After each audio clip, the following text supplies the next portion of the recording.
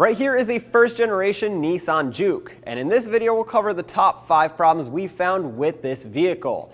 Now some of them are actually pretty dangerous, so you're going to want to stay tuned for those, but the good news is Nissan did recall a couple of them, so you might be able to get those fixed for free. The first problem on our list is going to be related to the AC system on this vehicle. Sometimes the electronic climate control, if your vehicle has that, can go bad and it's not commanding the AC compressor properly or the blend doors to blend hot or cold air. Now, if you do have the manual climate control like this vehicle does, you could still have AC issues in regards to the AC system particularly. So maybe it's low on refrigerant, maybe the compressor has worn out, so you want to have it properly diagnosed, that way you can replace the correct components. And remember, AC systems are a sealed system. If it's low on refrigerant, it's because there's a leak. Our second problem is 2 different recalls. The first one is the push to start button.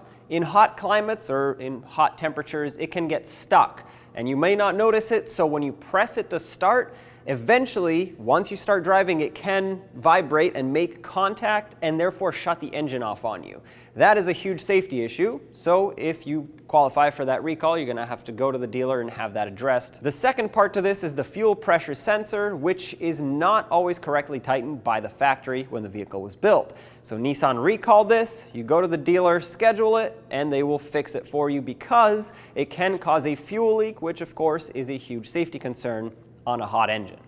Our third problem is going to come down to the turbocharger in most cases. And I say that because sometimes you could have an exhaust leak or a boost leak on the intake side that can present itself in the same way, meaning a lack of power, a rough running engine. But usually, especially if you go extra long on the oil changes, you can wear out that turbo a lot faster and therefore it'll fail, not creating enough boost. A true fix for this is just going to be the replacement of that turbo. Once you get that done, you should be good to go.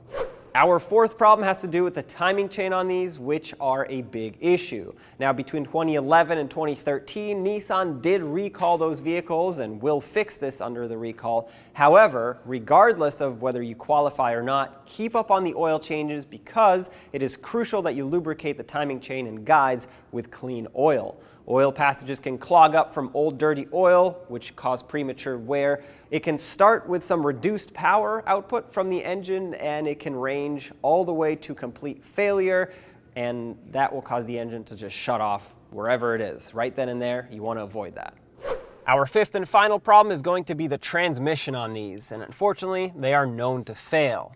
These CVTs can be fairly weak as they age because of lack of fluid changes. So you want to make sure you keep up on the fluid changes about every 30,000 miles, drain it and fill it.